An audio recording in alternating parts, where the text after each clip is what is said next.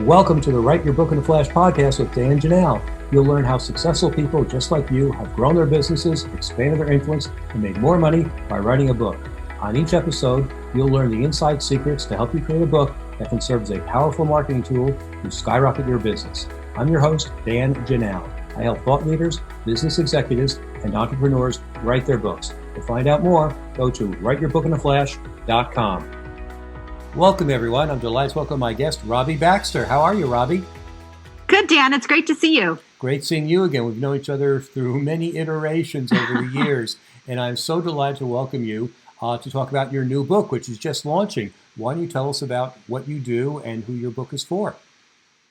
Sure. So this is my second book, The Forever Transaction, How to Build a Subscription Model So Compelling Your Customers Will Never Want to Leave. And I wrote it so that people who want to start building subscription revenue or improve and iterate on their existing subscription business model can be successful by focusing on the long-term relationship that they have with their customers and the forever promise that they're making to the people they serve. Fantastic. Now, I've known you when you were a different kind of marketing person, and you pivoted. Why did you decide to leave what you had known and take on something new and interesting and different? I think our listeners would love to know how to pivot, especially in these interesting times. Yeah. So I'll take you all the way back. When I was pregnant with my second daughter, who is now 19, and went on maternity leave, when I returned to my product management job, I was informed that I was laid off. And I said, okay, I need to earn my share of the mortgage, but I need more flexibility and I need more control. So I started consulting.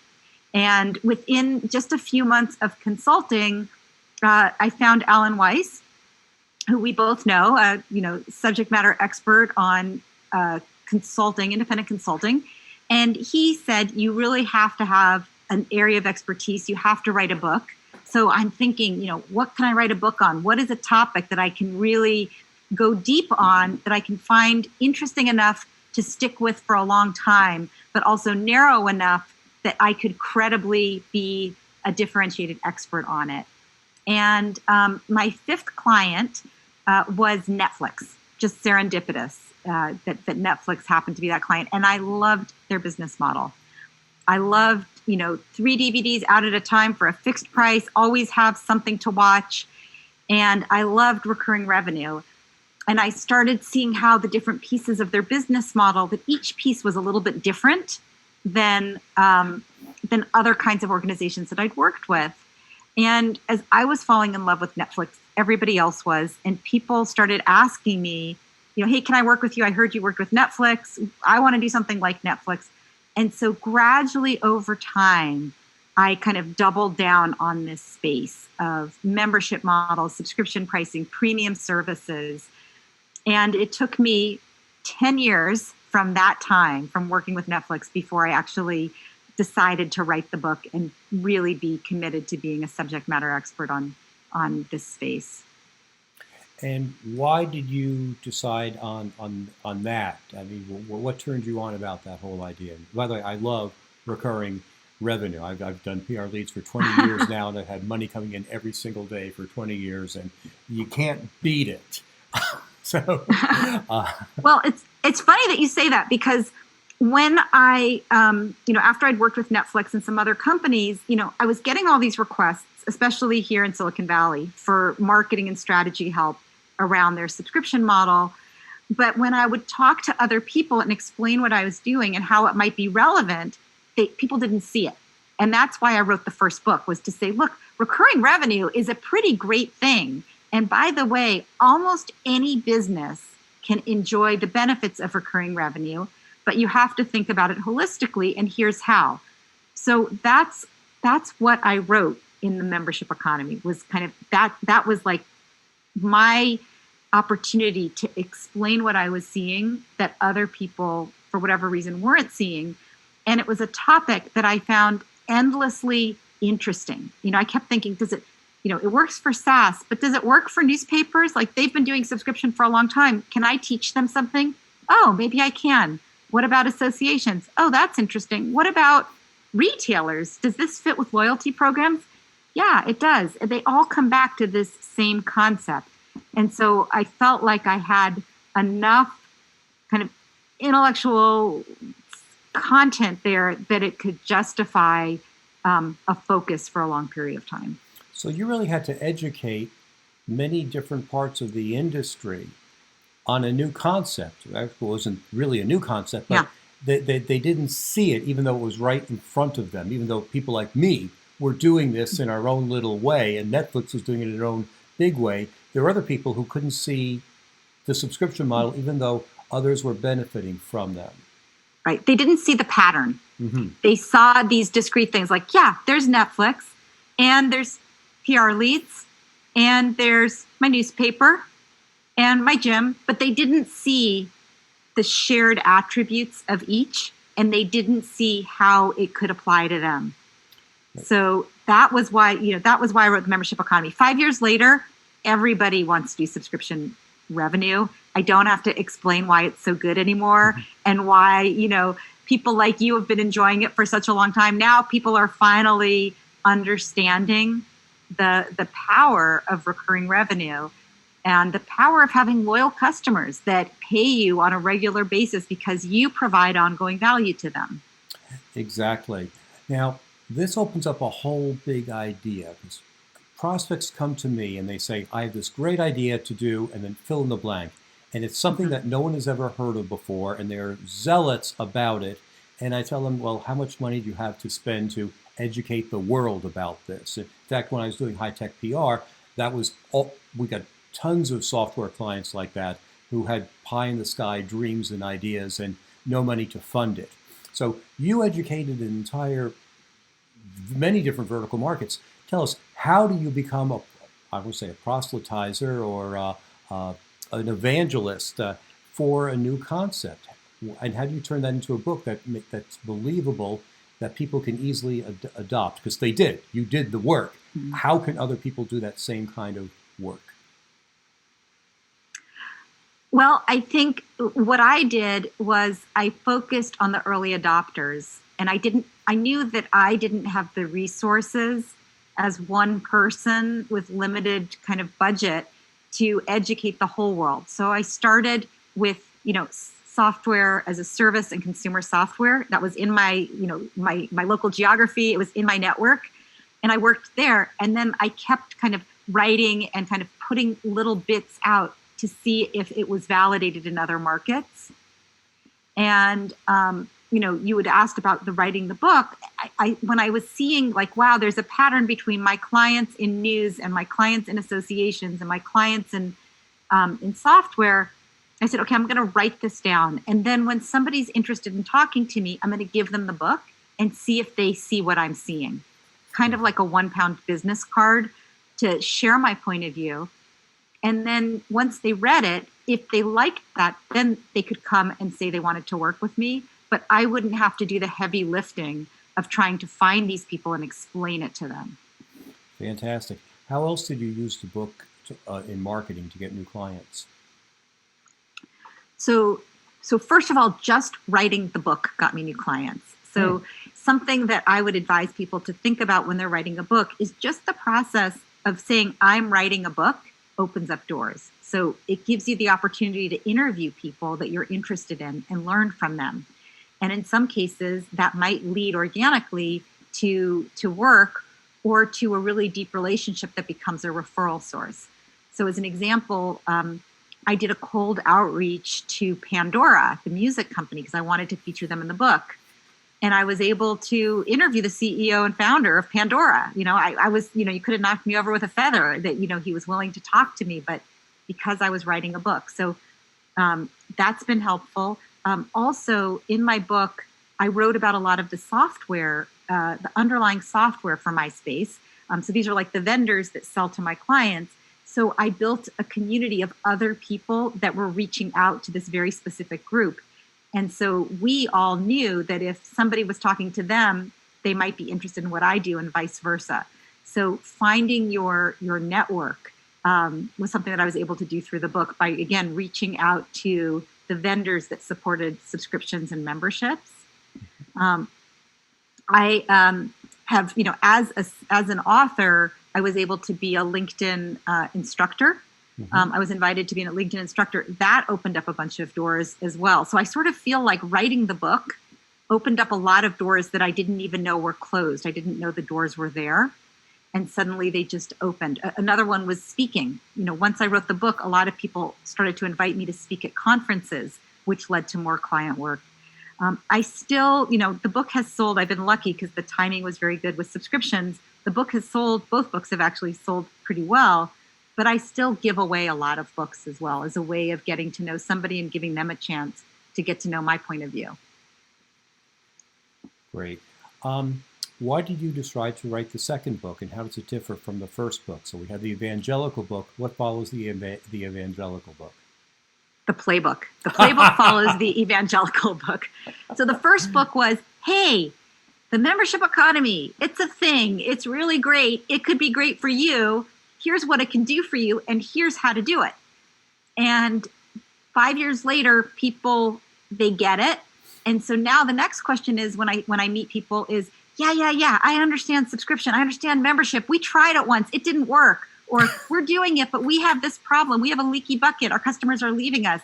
How do I do it? So I wrote the Forever Transaction to explain for organizations starting out with subscriptions, scaling their subscriptions, or trying to maintain relevance and a leadership position with a subscription they've had for a long time, to give them very specific guidance on, kind of how to avoid the pitfalls and how to build the right kind of model.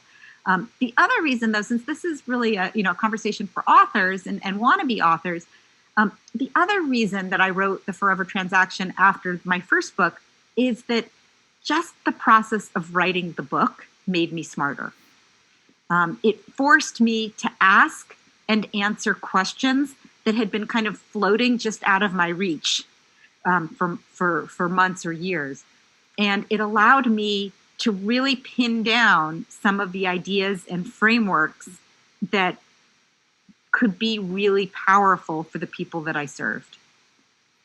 So even if nobody ever bought the book, the process of writing the book was incredibly valuable to me. Very cool. You spoke to a lot of famous people in your books. And some of my clients or prospects, or people who don't become clients and prospects, talk themselves out of it because they have the imposter syndrome and they wonder, like, how could I talk to a Mark Cuban? Or how could I talk to these famous people? Or would these famous people even talk to me? So tell me a little bit more about how you reach these people and how you built rapport with them. Yeah, so different ways for different people. And I'll also say, I think sometimes in the community, people only talk about their successes. And I just want to say that there were a lot of people that I asked that said no. And some of them were nice about it, and some of them were kind of rude about it. Some people said, I don't really think that this is new or interesting. And so to some extent, you have to have a thick skin if you're going to ask people for things. Another thing is I looked for people who were already talking about, where I'd already seen clues that they were interested in my point of view, that the point of view that I had was going to resonate with them. So for example, Pandora talks a lot about their relationships with their listeners and about being in it for the long term and about not trying to be, the sexy new thing, because they want to actually have a really long-term relationship with their customers. And so I knew that it was likely that he would like what I'm talking about. There would be kind of an alignment there. So that was one thing. Another thing is sometimes I'd write about them in advance and say, hey, I'm working on this piece about you based on publicly available information. I'd love to get a quote or two. So there, a couple things happen. I think you're the PR expert, so you probably know this better than I. But my experience was that, first of all, if they see that they're already going to be in the book, whether or not they give you a quote, they take you a little more seriously, and they might, be more inclined to give you a comment. Also, they want to make sure that you describe it in a way that is aligned with what they're doing. So there's an opportunity for engagement. I also interviewed a lot of people that I had if not a first degree connection with, a second or third degree connection, using sort of my professional and personal network to reach these people. The first book, I have a foreword that was written by Alan Blue, who's the one of the co-founders of LinkedIn. And I didn't know him, but I had worked with the person who became head of product at LinkedIn. And I had interviewed him early on with my book when I was actually not confident at all and maybe having a little imposter syndrome of my own. And I interviewed Joff and I said, hey, this is the book I'm thinking about writing. What do you think? And he's like, oh, that's pretty good. This part I don't know about. Like, it was a really, meaty interview with him where he was giving me a lot of advice. And then he said, I'm not really the person to talk to. And I thought he was trying to politely blow me off. But really what he was saying is, you should talk to Alan Blue, who's the founder of LinkedIn, because he's the one in our organization that really is focused on membership, community, long-term relationships. And I ended up getting that introduction, through the organic process of researching for the book. Fantastic. They're great success stories. And I didn't realize that people blew you off too. I bet they're upset now that they're not in the book. Right. And, it's funny because, there's this concept of efficient markets, like with this idea that, the best people are going to be the hardest to get, and the not best, the less important someone else is, the easier it's going to be to reach them and talk to them. And that's not true at all. It's not an efficient market. It's not like the better they are, the harder they are to reach. Sometimes the best people are really accessible and interested and get your ideas. And then some person that you thought would totally want to help you or want to talk to you or be interested in what you're doing isn't. So I think a mistake that people sometimes make is that a relatively, let's say, a low-level, easy-to-reach person isn't interested. And so you assume that therefore you must aim lower. Instead of saying, this is just the marble I pulled out of the bucket and this one wasn't a winner, so I'm going to pull again. That's great. To keep trying. Very cool. What is your process for writing a case study? This is such a good question. So when I'm writing my books, I am kind of going back and forth between the frameworks and the case studies. And I'm also going back and forth between the different parts of writing that take different kind of energy for me. So, for example, doing a live interview for me is really energizing. Writing can be exhausting, and I need quiet time and a big chunk of time. So I did a lot of my interviews during the week, and I did a lot of my big idea framing on the weekends, my writing on the weekends. So I would do an interview.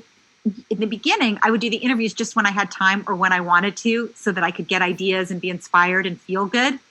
And so I didn't necessarily know where the case story was going to fit. So what I would do is I would interview someone. I'd say, okay, I want to do a case study, let's say on electronic arts. And I have a client there. He was willing to talk to me. So, I talked to him. I wrote up a case study, and it was basically everything that they did. It was just a story, and it had no positioning. It was just like, this is the story of what I know about electronic arts. And then as I got my frameworks done, I went back and I said, okay, this EA story, where is it going to fit? Because it could fit in a lot of different places. And I thought, well, I think I'm going to put it here. And then I rewrote the story. I edited it for that chapter. So I call them snippets, and I have this whole folder of case study snippets. And so I can pull one out and then put it in the spot where I think it's going to work. And sometimes what would happen is then I'd get close to the end and I'd say, well, I actually want to put this one here and move that other one to a new spot.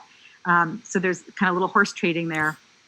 But that's my process. So to summarize, it's interview the person, pick the topic on the person, do the interview, write up a summary of the interview and kind of the big ideas and their story, and then find a place for it and edit it to fit. And then when I got to the end of my book, like I'm pretty uptight and kind of structured in the way I did it, but I actually wrote up a spreadsheet with all the chapters. And for every chapter, I wanted to make sure that I had a framework, that I had at least 2 case studies or snippets of some sort that were about real cases, and then that I had 3 calls to action. And so I went through the whole book and I was like, oh, look, here's a circle. I don't have a case study here and I don't have one here. And then I would either go back to my snippets, or if I couldn't find one, then I went out at the very end and did a couple more interviews. fascinating. Did you write your outline and stick to it, or was it a living, breathing document as you discovered new things? It was you make a living, breathing document makes it sound really nice and vibrant. And that was not, it felt like a monster that was a shapeshifter.